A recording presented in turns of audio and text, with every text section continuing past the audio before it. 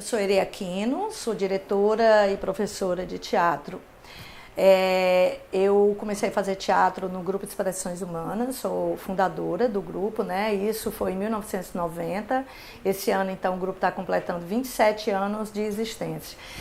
Dentro desses 27 anos, a gente pode dividir assim, algumas fases que são claras, né, e nítidas, que a gente teve que achar estratégias de sobrevivência, né, de como o grupo funciona.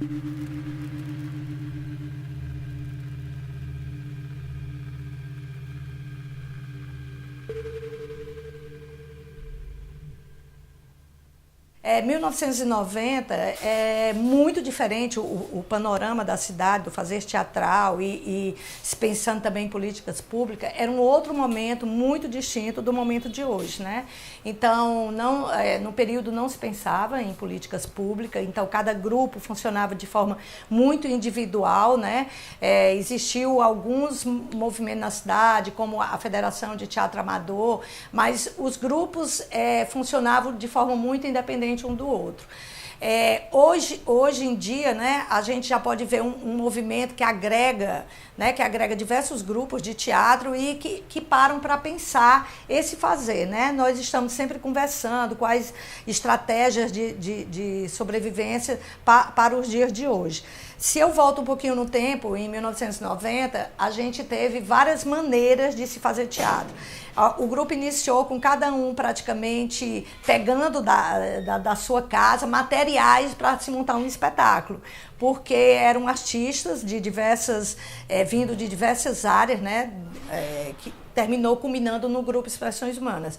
Eram artistas da literatura, do cinema, da dança, de cursos de áreas de humanas da universidade. Desse grupo, que era mais ou menos umas 20 pessoas, congregamos 8 pessoas, que daí nasceu o Grupo Expressões Humanas.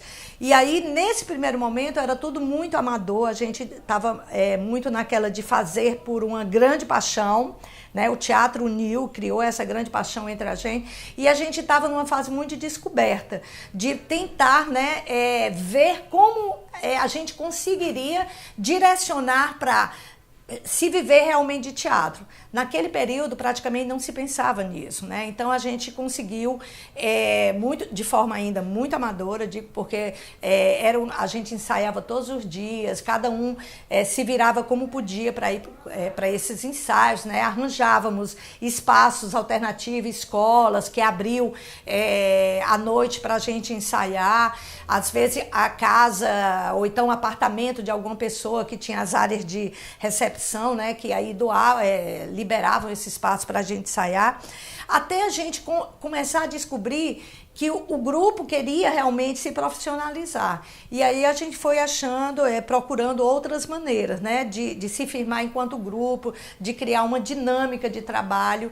E aí, 9 anos depois que o grupo foi criado, eu fui fazer o colégio de direção teatral, um curso que veio do Instituto Dragão do Mar. E aí a gente começou, a partir desse curso, que tudo que era passado no curso se levava para dentro do grupo, se discutia, começou a se amadurecer e ver como os outros estados, como os outros grupos dos outros estados criavam estratégias de sobrevivência. A gente começou também a buscar isso, né? E também começou a chegar no grupo informações mais, como é que eu digo, mais sistematizadas, né? Mais de formação mesmo. Então, eram professores que vinham das diversas universidades do Brasil ministrar cursos aqui para a gente, e isso começou a criar um senso crítico muito mais apurado. Então, o teatro que fazíamos antes não era mais suficiente para a gente. Então, como criar, por exemplo, um espetáculo com a qualidade de forma mais profissional, né? Que se antes a gente trazia coisas, materiais de casa, rifas também, né? Grupos de amigos que colaboravam no início, isso não era suficiente para se criar realmente um teatro de forma mais profissional. Por exemplo, uma qualidade no figurino, uma qualidade numa cenografia, uma qualidade numa musicalidade. Então, se nós queríamos dar o próximo salto para o grupo, nós tínhamos que procurar estratégias maiores de sobrevivência. Então, isso surgiu também com o amadurecimento do que era esse fazer teatral, do conhecimento a partir de outros grupos de teatro, como é que ele sobreviviam também, né? Então, foi se criando nesse período, já nos anos 2000, eu e algumas pessoas do grupo começamos a ministrar oficinas, né? Porque já vimos de escola, começamos a ministrar oficinas, começamos a criar. Nós fizemos nas redes sociais amigos do grupo Expressões Humanas, cadeira cativa que a gente chamava. Então, as pessoas colaboravam da maneira que elas podiam colaborar. Então, elas tinham abatimento nos ingressos do grupo, tinham abatimento nas oficinas que o grupo passou a ministrar, né? Então, isso criou um elo muito grande de pessoas que se tornaram próximas ao grupo e que, por mês, patrocinavam e colaboravam com o que eles queriam para ter ingressos e liberação em todas as atividades que o grupo começou a desenvolver como estratégia de sobrevivência. Por exemplo, além das oficinas, né, e das apresentações teatrais, o grupo começou a desenvolver simpósios, grupos de estudos, a sala de intercâmbio, que é pessoas que a gente convidava para conversar sobre algum tema que era de interesse do grupo e que a gente também achava que era de interesse social. A gente convidava uma pessoa para vir falar e chamava, né, convocava as pessoas. Então, quando o grupo começou a preparar esse tipo de coisa, o Cadeira Cativa, né, que era esse a gente chamava como se fosse um programa de apoio, começou a ganhar uma dimensão bastante interessante. Isso durou mais ou menos de 4 a 5 anos. E aí nós passamos para a próxima etapa, que era uma etapa de começar a pensar que tipo de políticas públicas seriam interessantes para os grupos que pensavam o teatro de forma mais de pesquisa, né? Um teatro que não era um teatro pensado elaborando um espetáculo dentro de 3 meses para ser comercial, né? Para suprir as necessidades de uma como é que eu posso explicar? De um entretenimento. Não era esse teatro que o Expressões Humanas queria. Ele queria, a partir de cada trabalho, se aprofundar no trabalho do ator, no trabalho de direção, né?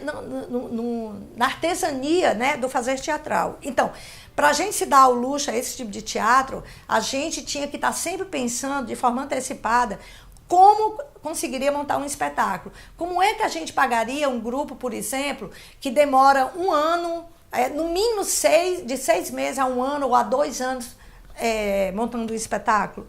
Como pensar que a gente, enquanto grupo, poderia manter esse grupo coeso, vindo para os ensaios, sem ter uma maneira de subsidiar essas pessoas que vinham, que gastavam passagem e tudo. Então, a gente viu e também leu bastante, quebrou também muita cara, percebendo que esse problema não era unicamente dos grupos do Ceará, esse problema era não só do Brasil, inclusive.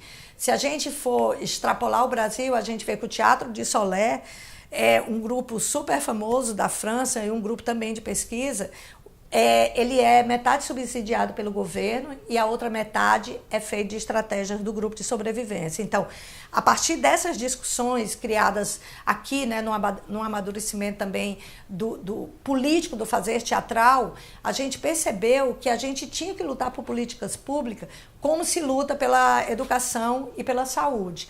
Então, a gente viu que os grupos sozinhos não conseguiriam sobreviver a isso. E começamos, junto ao poder público, a pensar estratégias por exemplo, de como ter uma manutenção de grupo, que a gente pudesse reverter esse dinheiro público que era investido no teatro, ser investido de forma depois voltando para a sociedade de uma maneira geral. Então, começou-se a se pensar nos editais, começou a pensar a forma desses editais, né, o que gostaríamos de ter nesses editais, e aí foi se atingir diversas camadas desse fazer teatral, que eram os grupos que estavam começando, que precisavam de apoio, que de repente não tinham um currículo grande o suficiente para concorrer com outros grupos que já tinham um currículo maior. Então, esses grupos também começaram a ser, de alguma forma, ter um fomento, um incentivo. Grupos de periferia, os grupos com tempos maiores de existência, que já tinham uma exigência maior, né, que era essa que eu falei anteriormente, que era de estar no dia a dia construindo esse fazer teatral.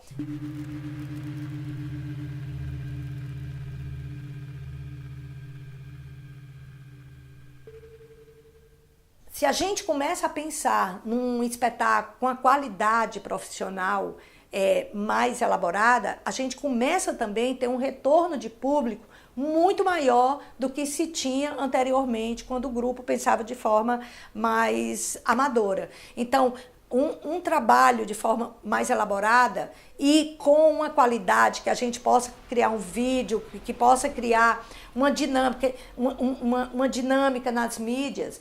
Isso, de alguma forma, trouxe também para a gente um reconhecimento que faz com que o Expressões Humanas, quando leve um trabalho para o teatro, já tem um público que vai atrás dos trabalhos do grupo. Então, apostar na qualidade do trabalho foi também uma percepção que a gente ganhou com o tempo de que isso era também uma forma de retorno. E aí, pensando nisso, a gente criou também a estratégia dentro do Expressões Humanas por exemplo, manter um repertório, não ter só um espetáculo, mas manter um repertório que a gente possa estar sempre em cartaz e sempre renovado com trabalhos que vão com o tempo se amadurecendo. Então, a gente tinha um infantil e tinha 4 adultos e ainda um pocket show que era um formato minimizado do Orlando, né, que trabalhava em cima da musicalidade. O Orlando, que foi o último espetáculo do grupo, já trouxe a possibilidade da gente criar um CD, que também, a cada apresentação, esse CD era vendido. Então, isso também já era um recurso que entrava a mais para o grupo. Recentemente, também o lançamento de um livro do grupo, dos 25 anos do grupo. Então, nós fomos criando materiais que vão agregando aos espetáculos e criando valores para o grupo, né? Então, passa não só mais uma bilheteria, né, segura o grupo, mas um produto que está sendo vendido lá, que é um CD, elaborado a partir do espetáculo, um livro que também passa a ser disponibilizado lá também para venda, junto com o espetáculo. Então, a gente vai ganhando um corpo, né? Vai criando um material que cria respaldo para o grupo, né? Cria um respeito, as pessoas começam a perceber que o grupo tem um trabalho de continuidade. É muito importante também falar sobre isso. Ter um trabalho de continuidade vai dando visibilidade, vai criando uma sustentação, uma base, né, que vai fazendo com que as pessoas, de alguma forma, nesses 27 anos, passem a conhecer e a consolidar o trabalho do grupo.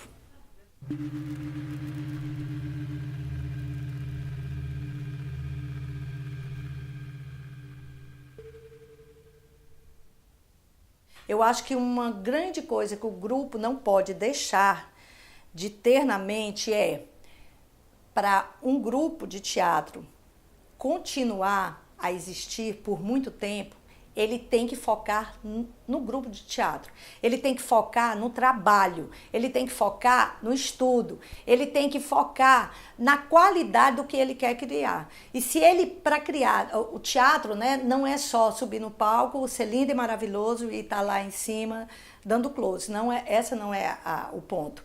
O teatro é um estudo. Para se fazer teatro, você tem que entender o que você está fazendo. Então, é uma dedicação, né? É uma entrega.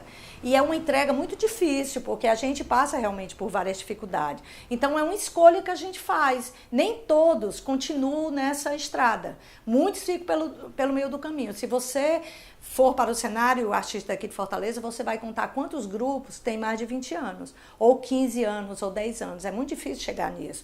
Então, é realmente uma entrega, é realmente uma dedicação. Você tem que gostar muito do que faz e você tem que focar. Por exemplo, não adianta você ter o teatro como um segundo plano. Tipo, eu trabalho em alguma coisa e quando eu tenho tempo eu faço teatro.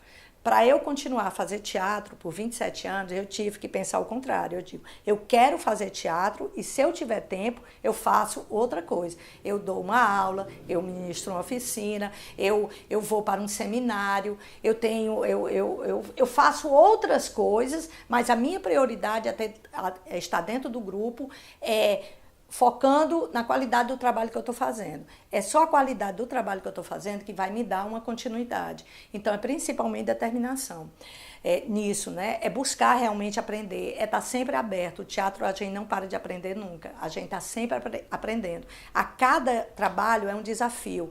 Eu fiz um determinado trabalho, aprendi coisas. Quando eu faço outro, eu vou aprender outras coisas, eu vou me desafiar enquanto diretora e enquanto atriz, né? Enquanto musicista. Nós estamos o tempo inteiro nos alimentando de novas coisas. A arte é assim, por isso que a gente se arrisca tanto, por isso que às vezes a gente erra, né? E são com os erros que a gente vai aprendendo. Eu também, dentro do trabalho da Agenda de Expressões Humanas, tenho um recorte muito forte dentro da cidade, que é esse olhar político, né, para as coisas da vida, para as coisas da sociedade. Nós somos humanos, seres políticos, né? Todo ser humano é político. E a gente fala também que todo teatro é político, porque a gente bebe da sociedade, a gente bebe das coisas que nos afetam, né? Nos afetam enquanto pessoas e nos afetam enquanto artistas. Quando a gente monta um espetáculo, nós não estamos só nos trabalhando enquanto artistas que somos, nós estamos também nos trabalhando enquanto ser humano. O ser humano que olha a vida, que filtra, né? Que faz um filtro do que vem para ele, e isso de alguma forma vai estar nos espetáculos que a gente monta. Eu não consigo desvencilhar a vida da arte. Eu acho que elas caminham juntas, caminham de mão dadas, né? Estão ali como observadores. Quando a gente leva um espetáculo para o palco, a gente está levando não só o nosso pensamento crítico do mundo que está aqui na frente da gente, né? Ou então de um tema que a gente está levando, mas a gente está também levando a nossa alma junta. É o que nós acreditamos, é como nós vemos as coisas que estão acontecendo. Então, eu acho que fazer teatro é fazer também com que a gente cresça enquanto ser humano.